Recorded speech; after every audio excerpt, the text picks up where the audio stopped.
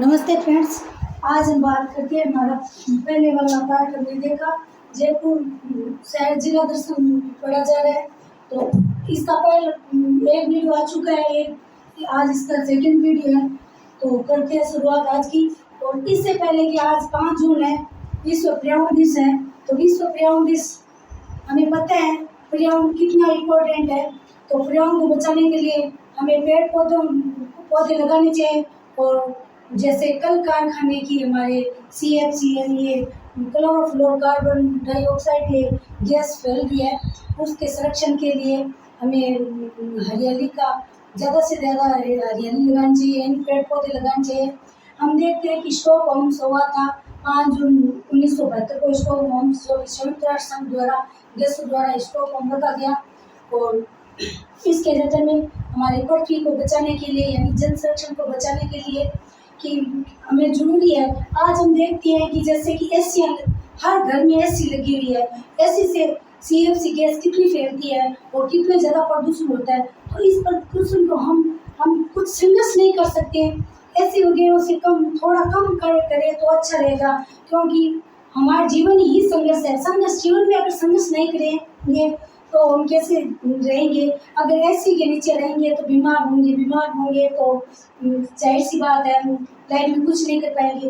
तो जरूरी है कि पेड़ पौधों को बचाया जाए। पेड़ पौधे हमसे कुछ ना हो, लेकिन कम से कम अपनी लाइफ में 5 पेड़ ऐसे लगाए। पेड़ लगा के नहीं छोड़ना है, उस पेड़ को संरक्षण भी देना है, यानी उस पे टाइम पे पानी डालना है, टाइम पे उसे देखना है। और हमारी तरफ से जो भी सिंगल यूज प्लास्टिक हम फेंकते हैं, जो एक बार में यूज लेते हैं फिर उसको फेंक देते हैं, वो कम से कम यूज किया जाए। यानी सिंगल यूज प्लास्टिक उनका कम से कम यूज किया जाए। तो ये हमारे मानव जीवन के लिए बेहतर होगा, ताकि हम आने वाली भावी पीढ़ी को एक स्वस्थ जीवन दे सके। यानी हम स्वस्थ जिए और आने वाली भावी पीढ़ी को भी स्वच्छता प्रदान करें। तो ये हमारा परम कर्तव्य है कि हम पर्यावरण की रक्षा करें। और पर्यावरण दिवस मनाना ही हमारा ये नहीं है कि आज पर्यावरण दिवस है हमने व्हाट्सएप पे स्टेटस लगा दिया, इंस्टा पे स्टोरी लगा दी, इनसे पर्यावरण नहीं बचेगा। इस पे हमें काम करना है, पर्यावरण संरक्षण पे हमें काम करना है कि हम लाइफ में ऐसे चाहे 5 ही पेड़ लगाए, लाइफ में पेड़ लगाए। ऐसे नहीं है कि एक दिन पेड़ लगा दिया, हमने फोटो खींच ली और स्टोरी लगा दी, आज मैंने पेड़ लगा दी, लेकिन उस पेड़ का संरक्षण भी करना है। और जो हम सिंगल यूज प्लास्टिक जैसे एक बार उसका भी संरक्षण करना है। जैसे हम कुरकुरे चिप्स वगैरह पैकेट खाते हैं, फेंक देते हैं बाजार में, हर जगह फेंक देते हैं, फिर उसका कचरा का पॉल्यूशन होता है, वही पॉल्यूशन हमारे शरीर पे इफेक्ट करता है। तो ये हमें पर्यावरण संरक्षण के बारे में जागरूक होना पड़ेगा। हम पढ़े लिखे हैं, वो ही जागरूक नहीं होंगे तो और कौन रहेगा। तो आज हमने पर्यावरण दिवस के बारे में, आज हम जो भी मेरी ये क्लास देखेगा वो एक टाइम जरूर लेगा कि मेरी लाइफ में हो ना हो 1 या 2 ही पौधे लगाए, लेकिन मेरी लाइफ में 2 पौधे लगाऊंगा और उसका संरक्षण करूंगा। और मेरी तरफ से जितना भी होगा मैं पॉल्यूशन नहीं करूंगा। यानी हम जाते हैं कहीं बाहर घूमने जाते हैं, चलो पिकनिक मनाने गए तो वहाँ घूमने जाते हैं तो चिप्स ले ली, बोतल ले ली, ठंडा पी लिया, वो फेंक दिया, चिप्स ले ली, वो फेंक दी। ऐसे हम खुद ही पर्यावरण का संरक्षण नहीं करते हैं। जैसी हमारी नदियाँ हैं, जैसे हम गंगा नदी देखें तो गंगा नदी का रूप कैसा हो रखा है, कहाँ गंदगी फैल रही है, उसमें हर चीज़ डाल देते हैं। हम विकसित देशों को देखें तो वहाँ की नदियाँ देखें, एकदम स्वस्थ नदियाँ। तो वहाँ की जनता, वहाँ के लोग भी देखें तो स्वस्थ है। और हमारे भारत में जब देखो कि नदियों की कोई संरक्षण नहीं है और नदियाँ ऐसे तीर्थों को हम तीर्थ मानते हैं, लेकिन हम तीर्थ के रूप में प्रयोग नहीं लेते। हम वहाँ जाके पोल्यूशन करते हैं, कचरा वगैरह करते हैं। तो हमें देखना चाहिए, ये समझ के सोचना चाहिए कि हम यही है जो हम बचा सकते हैं पर्यावरण को। पर्यावरण बचेगा तो हमारी लाइफ बचेगी और पर्यावरण में शुद्धता होगी हमारे। जैसे कि हम देखते हैं कि ये सौर ऊर्जा द्वारा, ऐसे हम पवन ऊर्जा द्वारा ऐसे लेके हम ज़्यादा से ज़्यादा इनका उपयोग करें, ना कि कार्बन डाइऑक्साइड। तो हम देखते हैं कि पीपल का वृक्ष होता है, पीपल का वृक्ष एक धार्मिक तौर पे देखें तो धार्मिक तौर पे भी पीपल के वृक्ष में ऑक्सीजन सबसे ज़्यादा होता है। धार्मिक तौर पे देखें तो पीपल में हम देखते हैं कि पीपल की पूजा करते हैं, पीपल में पानी डालते हैं। तो हमारे बुजुर्ग भी कहते थे कि पीपल में पानी में डालना चाहिए, विष्णु जी का वास है। तो ऐसे भी सोच के धार्मिक तौर पे समझो, चिपराओं के तौर पे समझो, ऐसे पौधे लगाओ ना जो कि हमारे भविष्य के काम आए, हमारी भावी पीढ़ी को भी इसका फायदा मिले, हमारी भावी पीढ़ी भी जाने कि पेड़ों के बारे में। नहीं तो हम देखते हैं फर्नीचर बना लेते हैं, हमारे घर को शोभा दे रहे हैं फर्नीचर, वहाँ पेड़ कटते जा रहे हैं, पेड़ों का कोई सानिध्य नहीं है, पेड़ कोई भी पेड़ वापस पेड़ लगाने की कर रहा नहीं है। जंगल जंगल काट रहे हैं, जंगल सारे कट रहे हैं, जंगल रह रहे नहीं है। तो जंगलों का संरक्षण नहीं होगा तो आगे जो भी जीव जंतु जानवर है जो जंगलों में रहते हैं उनको भी सुरक्षा चाहिए। हमें भी शुद्ध वातावरण चाहिए, शुद्ध हवा चाहिए। तो शुद्ध हवा कहाँ से आएगी? बारिश वगैरह टाइम पे नहीं होती। क्यों नहीं होती? क्योंकि शुद्ध हवा नहीं है, पेड़ वगैरह सब कट रहे हैं, शुद्ध हवा नहीं है, शुद्ध हवा नहीं है तो बारिश नहीं हो रही, तो अकाल भी पड़ेगा, अकाल पड़ेगा तो हमारी दैनिक जीवन में भी प्रभाव पड़ेगा। तो ये पर्यावरण को बचाना हमारा परम कर्तव्य है और पर्यावरण को जितना हो सके उतना बचाया जाए और पेड़ों की सुरक्षा की जाए। और जो हम पॉल्यूशन फैला रहे हैं सिंगल यूज प्लास्टिक द्वारा, उसका भी कम से कम उपयोग लिया जाए, यही निवेदन है। तो करिए शुरुआत आज की क्लास हम देखते हैं जयपुर जिला दर्शन। ये 5 जून था, विश्व पर्यावरण दिवस था, तो उस पर थोड़ा सा मैंने बोला है। जो कुछ भी गलत बोला है तो क्षमा करें। और मैंने मेरी तरफ से तो ऐसे ही बोला है कि हो सके जिसको जानकारी ना उसे जागरूक किया जाए। तो करिए शुरुआत आज की क्लास की। आज हम देखते हैं, पिछले वाले वीडियो में हमने देखा जयपुर शहर जिला दर्शन। अब हम देखते हैं जयपुर शहर का सेकंड पार्ट है, जयपुर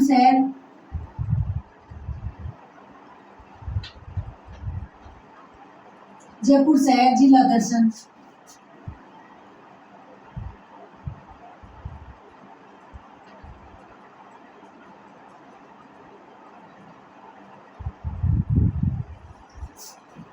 जयपुर शहर जिला दर्शन। तो कल हमने जयपुर के बारे में देखा, तीज महोत्सव, गणगौर महोत्सव, ये सब हमने देख लिया था और ब्लू पोर्ट्रेट देखी थी। और सवाई जैसी हैं जिन्होंने जयपुर शहर का शहर बसाया 1727 में, ये भी हमने देखा था। और सवाई जैसी द्वारा जो निर्मित थे वो भी देखा। और अब हम देखते हैं कि हमने देखा कल सरगासुली देखी थी, ईश्वर लाट। तो ईश्वर लाट का निर्माण तो ईश्वर ऋषि ने करवाया, जो कि अपने भाई माधव सिंह से विजय के उपलक्ष्य में।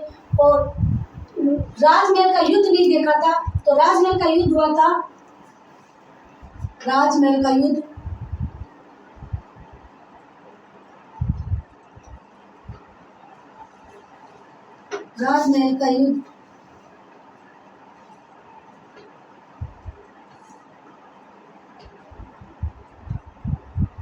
तो राजमहल का युद्ध हुआ था 1749 में, जो कि कोटा टोंक में हुआ था, टोंक के नजदीक, जो कि कोटा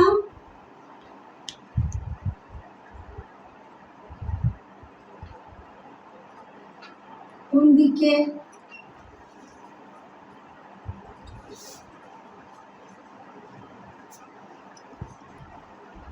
शासकों के साथ हुआ था। और राजमहल के युद्ध में सवाई ईश्वर ऋषि हैं की जीत हुई थी, विजय हुए थे ये। और राजमहल का युद्ध हुआ था। और ईश्वर लाट है जिसे हम सरगासुली कहते हैं, जिसे जयपुर का विजय स्तंभ भी कहते हैं। ये 7 मंजिला है, कल मंजिला नहीं बताता, ये 7 मंजिला इमारत है, 7 मंजिला।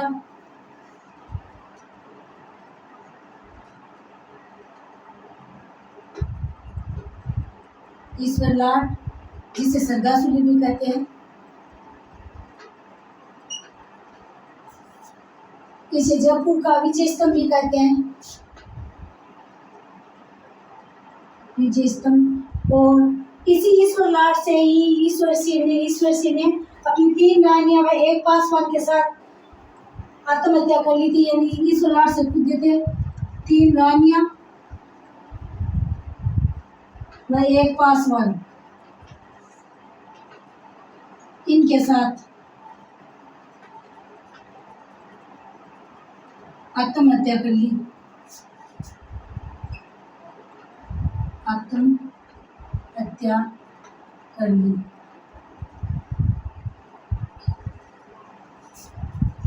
और देखते देबारी समझौता। तो देबारी समझौता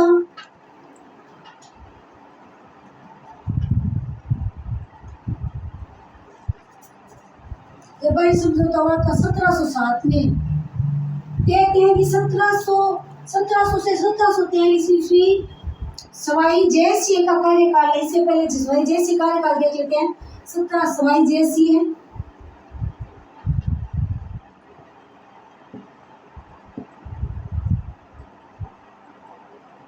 सत्रह सौ से 1743 इनका कार्यकाल है, जो कि सर्वाधिक कार्यकाल है इनका। जयपुर जो में सर्वाधिक कार्यकाल सवाई जयसिंह का है। सर्वाधिक कार्यकाल सवाई जयसिंह का है।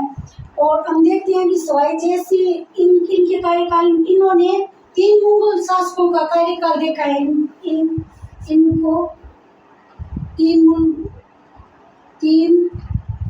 मुगल शासकों का कार्यकाल देखा है। 3 मुगल शासकों का कार्यकाल देखा है। और सवाई जयसिंह, अब देखते हैं हम देबारी समझौता। देबारी समझौता, तो देबारी समझौता जो कि इधर है मारवाड़, इधर है मेवाड़, इधर है सवाई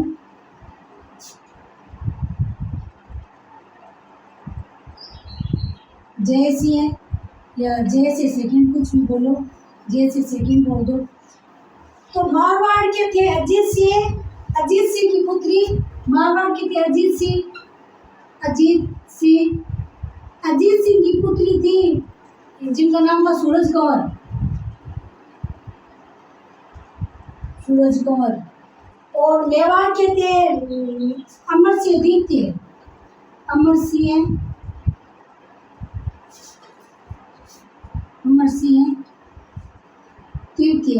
इनकी पुत्री थी चांद कंवर।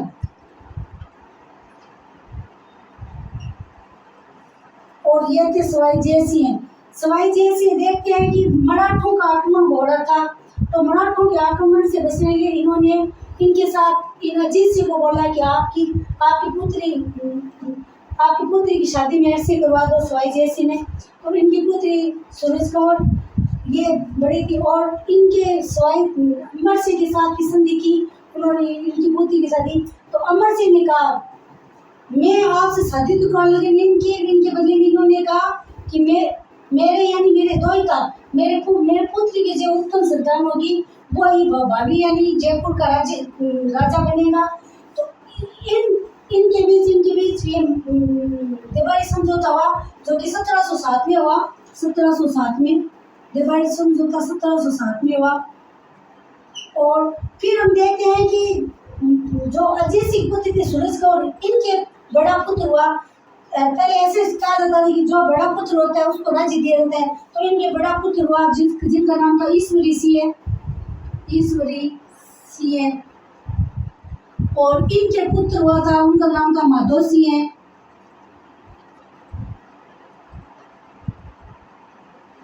तो ईश्वरी सिंह और माधो सिंह, तो माधो सिंह फर्स्ट, तो बड़े ईश्वरी सिंह है। तो ईश्वरी सिंह राजगद्दी में बैठ गए। देबारी समझौते के तहत माधो सिंह बैठना था, लेकिन माधो सिंह सेकंड पुत्र था। तो इनको इनके भाइयों के बीच गृह युद्ध छिड़ गया था। भाइयों के बीच गृह युद्ध छिड़ गया था और इनके युद्ध के छिड़ते ही ये राजमहल का युद्ध हुआ और राजमहल के युद्ध में ईश्वर सिंह माधो सिंह ईश्वर सिंह विजित हो गए। लेकिन फिर हम देखते हैं कि ईश्वर सिंह जिन्होंने मराठों के कर्ज यानी मराठों का कर्ज नहीं चुका पाए थे ईश्वर सिंह, और ईश्वर सिंह मराठों के कर्ज ना चुकाने के कारण ये सरगासुली से कूद गए थे। ईश्वर सिंह यानी मराठों के कर्ज को नहीं चुका पाया था, ईश्वर सिंह मराठों का कर्ज नहीं चुका पाया था। और जैसलमेर ऐसी रियासत है जिन्होंने मराठों को कर्ज नहीं दिया था, जैसलमेर रियासत ने मराठों को कर्ज नहीं दिया था, रियासत है वो। तो ईश्वर सिंह मराठों का कर्ज नहीं चुका पाए और इसी के कारण इन्होंने आत्महत्या कर ली, सरगासुली से कूद के आत्महत्या कर ली थी। और माधो सिंह फर्स्ट हम देखते हैं कि माधो सिंह फर्स्ट ने जो जयपुर ग्रामीण में जो शीतला माता का मंदिर है उसका निर्माण माधो सिंह फर्स्ट ने करवाया था। और चांद कमल की याद में सिसोदिया रानी का महल ये सवाई जयसिंह ने करवाया था। चांद कमल की याद में सिसोदिया रानी का महल, सिसोदिया रानी का महल ये चांद कमल की याद में करवाया था। चांद कमल की याद में। और सवाई जयसिंह ने गोविंद देव जी का मंदिर बनवाया था, क्योंकि गोविंद देव जी जो कि गौड़ संप्रदाय के है, गोविंद देव जी जयपुर के कुल देवता माने जाते हैं। जयपुर राजघराना के गोविंद देव जी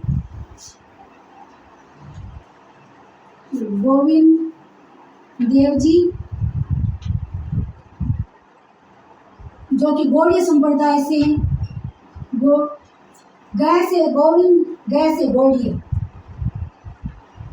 गौड़ीय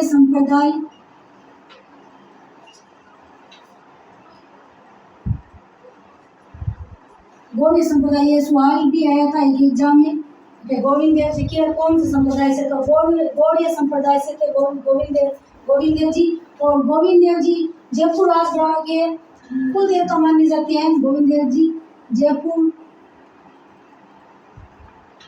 राजघराना के कुल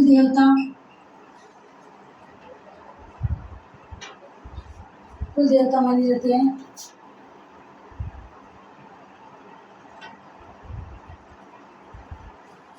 इनका निर्माण करवाया था। और एक गोविंद देव जी का मंदिर जो वृंदावन में है वो भी करवाया था। और सवाई जयसिंह हम देखते हैं कि इन्होंने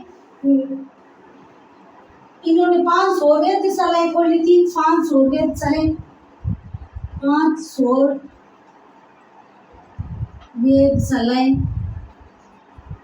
वेधशालाएं का निर्माण करवाया, जिनमें सबसे बड़ी है जयपुर की 100 वेधशाला, जिसे हम जंतर मंतर बोलते हैं।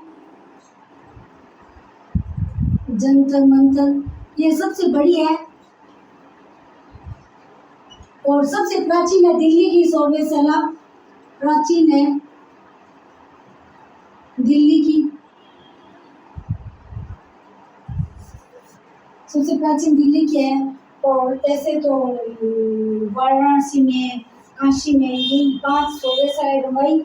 और जयपुर वाली सबसे बड़ी है और यह प्राचीन है। और जयपुर वाली है उसको यूनेस्को धरोहर सूची में भी शामिल कर लिया है।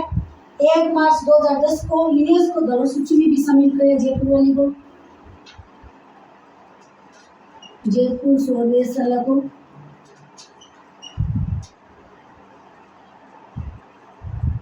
यूनेस्को धरोहर सूची में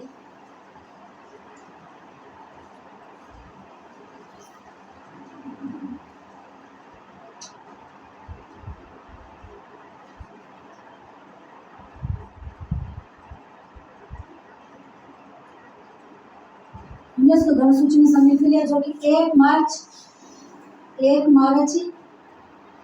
2010 को शामिल किया यूनेस्को धरोहर सूची में।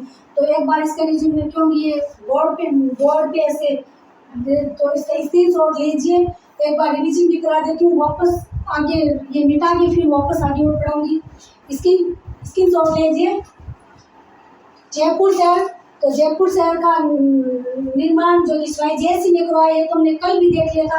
आज उससे आगे से बात कर रहे हैं राजमहल का युद्ध जो कि 1749 को हुआ था, और कोटाबंदी के शासकों के साथ हुआ था, जिसमें ये स्वाई जयसिंह विजय हुए थे। और सात मंजिला इमारत जो कि सरदासुली 108, वो 7 मंजिला थी। कल 108 के बारे में 108 देखा था, लेकिन इनके बारे में पूरा विवरण नहीं किया था, तो आज विवरण किया। सरदासुली जो कि 7 मंजिला है, और 7 मंजिला जिस ये ना अपने भाइयों से यानी माधोसी से युद्ध करके विजय प्राप्त की, उसके उपलक्ष्य में बनाया गया। और फिर सन 1950 में इन्होंने 49 में इन्होंने यहाँ से 3 रानियों व एक पासवान के साथ यहाँ से आत्महत्या कर ली थी स्वाई ईश्वर सिंह ने। और शुरुआती कार्यकाल जो कि स्वाई जयसिंह का है, और स्वाई जयसिंह ने गोविंद देव जी जो गौड़ी संप्रदाय से हैं, उनका मंदिर का निर्माण करवाया। और जयपुर राजगढ़ है, कुल देवता है गोविंद देव जी, और 500 वेधशालाएं खुलवाई। और जो कि जंतर मंतर सबसे बड़ी है जयपुर वाली, और सबसे प्राचीन है दिल्ली वाली।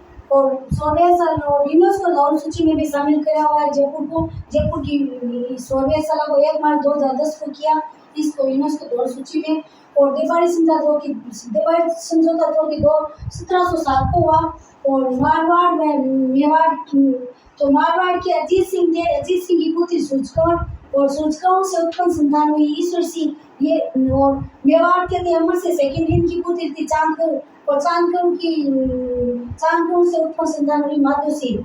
तो देवारी समझौते के तहत तो राजा इनको बनाना था माधो सिंह फर्स्ट को, लेकिन बड़े पुत्र हुए ईश्वर सिंह, सूरजगांव के सबसे पहले पुत्र हुआ। तो क्योंकि सूरजगांव का विवाह पहले हो गया था, तो ईश्वर सिंह उत्पन्न हुआ। तो इस हिसाब से देखें तो बड़े पुत्र राज्य करता, तो ईश्वर सिंह राजगद्दी बैठे भाइयों में युद्ध हुआ। तो ये युद्ध हुआ, इस युद्ध के विजय के बाद ईश्वर सिंह ने 108 का निर्माण कराया जो कि 7 मंजिला है। और चांदकौर जो कि अमर से सेकंड की बेटी थी, और चांदकौर का विवाह स्वाई जयसिंह के साथ हुआ। और चांदकौर की याद में सिसोदिया महल का निर्माण कराया। और स्वाई जयसिंह ने सिटी पैलेस का निर्माण कराया। और सिटी पैलेस स्वाई जयसिंह ने 1740 में असो में यह करवाया था। और असो में यह करवाया, उसमें पंडित विठल और विठल को ठहराया गया जो कि सिटी पैलेस में। पंडित विठल ये इम्पोर्टेंट है, जब स्वाई जयसिंह देख रहे हैं तो इनके बारे में पूरा देख लेते हैं। पंडित विठल, तो पंडित विठल को पंडितों को ठहराया जहाँ वो है जल महल। और जल महल का निर्माण स्वाई जयसिंह ने करवाया। स्वाई जयसिंह बोल दो चाहे जयसिंह सेकेंड बोल दो, सवाई की उपाधि उन्होंने शाहजहां ने दी थी। सवाई की उपाधि मिली हुई है इनको गांधार अभियान के दौरान। जब गांधार अभियान हुआ, गांधार अभियान के दौरान इनको सवाई की उपाधि दी। गांधार अभियान के दौरान सवाई की उपाधि मिली इनको। वैसे तो पर जयसिंह सेकंड है, और इनका कार्यकाल सर्वाधिक कार्यकाल है। और इन्होंने 3 मुगल शासकों के कार्यकाल में कार्य किया, यानी 3 मुगल शासकों में। और गांधार अभियान के दौरान इनको सवाई की उपाधि मिली। तो पंडित विठल को जहाँ ठहराया वो है जल महल, और जल महल का निर्माण इन्होंने कराया। और सिसोदिया रानी का राजमहल जो कि चांदकौर की याद में करवाया। सिसोदिया रानी यानी सिसोदिया वंश की रानी थी। अमर से सेकंड की पुत्री थी। तो हम देखते मेवाड़ में सिसोदिया वंश था, तो सिसोदिया रानी का राजमहल जो कि चांदकौर की याद में कराया सवाई जयसिंह ने। और नाहरगढ़ दुर्ग का निर्माण भी इन्होंने करवाया था, जिन्हें नाहरगढ़ दुर्ग का निर्माण इन्होंने कराया था। और जल महल का निर्माण करवाया। और ये इन्होंने 500 वेधशालाएं खोली। और ये आधुनिक निर्माता थे। ये जयपुर का आधुनिक निर्माता मिर्जा इस्माइल को कहा जाता है। मिर्जा इस्माइल को जयपुर का आधुनिक निर्माता कहा जाता है। मिर्जा इस्माइल आगे देखेंगे तो हमने देखा तो ये वापस रिवीजन करवा दिया है। स्क्रीन न हो तो स्क्रीन शॉट ले लो। अब हम देखते हैं मिर्जा इस्माइल के बारे में देख लेते हैं। मिर्जा इस्माइल। जयपुर दिवस ले रहे थे, जयपुर के इतिहास के बारे में जानना अनिवार्य है। मिर्जा इस्माइल।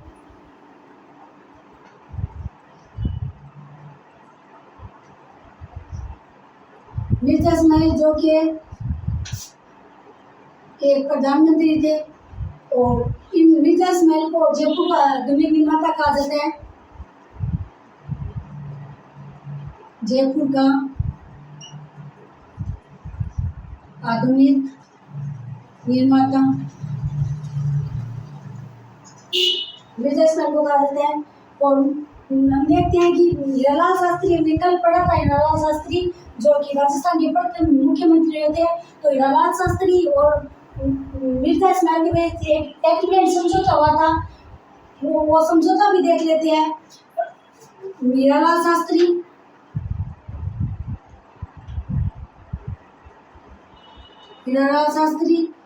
व मिर्जा इस्माइल के बीच, क्योंकि हम देखते हैं कि भारत छोड़ो आंदोलन में जयपुर व जैसलमेर ऐसी रियासत की जिन्होंने भारत छोड़ो आंदोलन में भाग नहीं लिया, और भारत छोड़ो आंदोलन में भाग नहीं लिया तो एक ये मिर्जा इस्माइल व हीरालाल शास्त्री के मध्य ये समझौता हुआ, जिसमें ये कहा गया कि जयपुर प्रजामंडल भारत छोड़ो आंदोलन में भाग नहीं लेगी।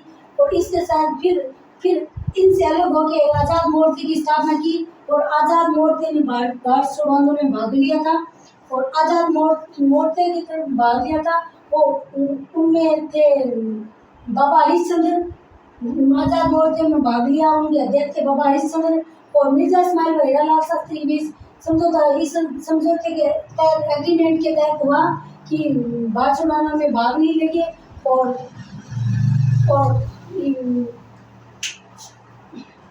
मिर्जा इस्माइल, हीरालाल शास्त्री व मिर्जा इस्माइल, इनके बीच एग्रीमेंट समझौता हुआ।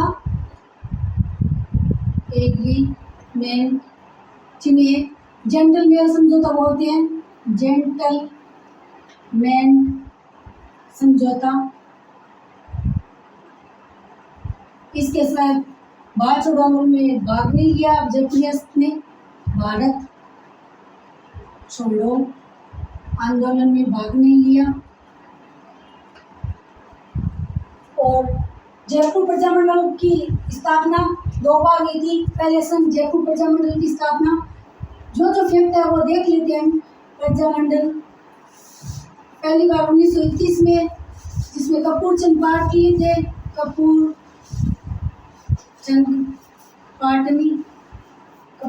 पाटनी। और सेकेंड बार प्रजामंडल की स्थापना हुई सन 1936 में, जिसमें जमनालाल बजाज और जनरल चिरंजी लाल मिश्र जनरल बजाज की अध्यक्षता में गठित हुआ। चिरंजी लाल मिश्र अन्य अध्यक्ष थे। और जनरल बजाज जिन्हें हम गांधी जी का पांचवा पुत्र कहते हैं, इनका काशी का वास सीकर में इनका जन्म हुआ। जमनालाल बजाज जी का जन्म काशी के वास सीकर में हुआ, और गुलाम अहमद चार बोलते थे अपने आप को। और इन्होंने जयपुर प्रजामंडल की पुनः स्थापना की। और जमनालाल बजाज जी की ही पत्नी थी जानकी देवी बजाज, जिन्हें हम देखते हैं राजस्थान का प्रथम वो पद्म भूषण मिला था जानकी देवी बजाज को। और जानकी देवी बजाज ने ही 1936 में इसका गठन हुआ। 1938 में प्रथम अधिवेशन हुआ था जयपुर में ही। 1938 में प्रथम अधिवेशन हुआ था प्रजामंडल का।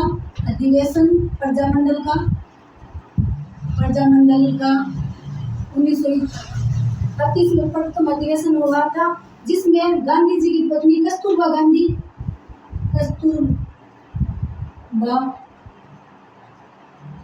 गांधी इन्होंने अध्यक्षता की थी।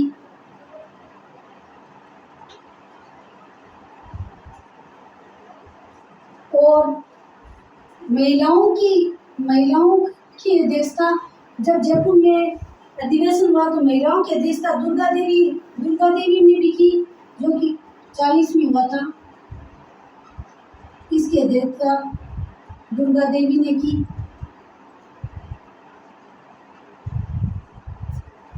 प्रजामंडल की स्थापना देख ली और फिर वैध राजस्थान का एकीकरण हुआ। एकीकरण वैध राजस्थान में जयपुर का विलय कर दिया गया।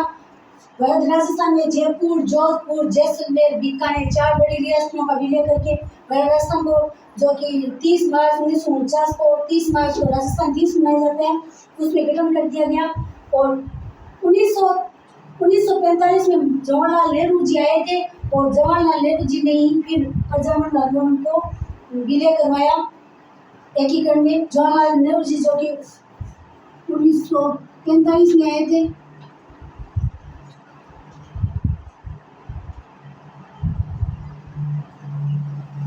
जयपुर आए थे ये 1945 में। और फिर जयपुर के राजप्रमुख जो कि मानसिंह को बनाया गया राजप्रमुख, और मानसिंह सेकेंड को जयपुर का राजप्रमुख, और हीरालाल शास्त्री को मुख्यमंत्री। इनका हीरालाल शास्त्री मुख्यमंत्री और मानसिंह सेकेंड, इनको राजप्रमुख बनाया गया। प्रथम व अंतिम राजप्रमुख यही थे पहले तो। फिर राजप्रमुख की जगह राज्यपाल का गठन किया गया, राज्यपाल आने लगे। और हम देखते हैं कि मानसिंह सेकेंड थे, इनकी ही पौत्री है जो दिव्या कुमारी, वर्तमान में हमारे उप मुख्यमंत्री जी है, वित्त मंत्री भी है दिव्या कुमारी। ये इनकी ही पौत्री है मानसिंह सेकेंड की। यानी कि एक तरीके से देखें तो दिव्या कुमारी जी पहले से ही पॉलिटिकल्स में इनकी पूरे परिवार ही है, महाराजा महाराजाओं से है दिव्या कुमारी जी, जो कि इनकी ही पौत्री है। और अब हम देखते हैं जयपुर में मीनाकारी व जरी जो कि सूरत से लेके आए थे। जरी का कार्य सूरत से,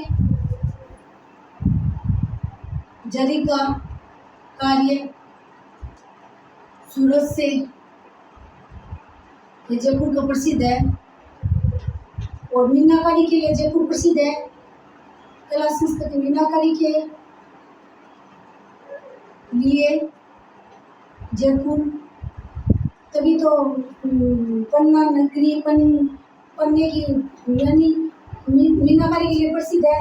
और कृपाल सिंह शेखावत जिन्हें ब्लू पोट्री का जादूगर कहा जाता है, कृपाल सिंह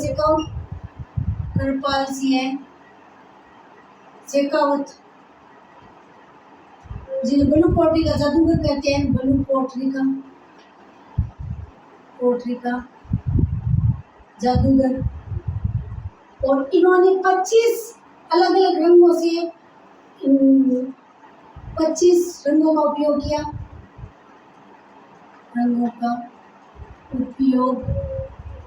किया। और ब्लू पोट्री को पर्सिया ईरान से कब्बर लेके आए थे, पर्सिया ईरान से। और फिर लाहौर से मानसिंह लेके आए थे, मानसिंह सेकेंड लाहौर जो कि रावी नदी के किनारे है,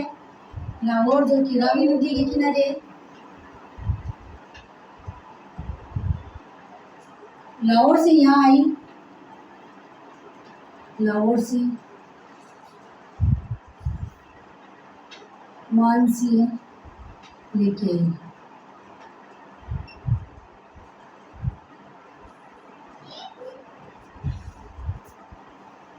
और ब्लू पोट्री को हम देखते हैं कि जीआई टैग भी मिल चुका है। ब्लू पोट्री को जीआई टैग जो कि अधिनियम 1999 का अधिनियम है, अधिनियम 1999 का अधिनियम है। और जीआई टैग को 10 साल के लिए दिया जाता है, 10 साल के लिए जो चीज 10 साल तक फेमस हो वहाँ की, उसको जीआई टैग दिया जाता है। 10 साल के लिए 10 साल के लिए जीआई टैग 10 साल के लिए दिया जाता है।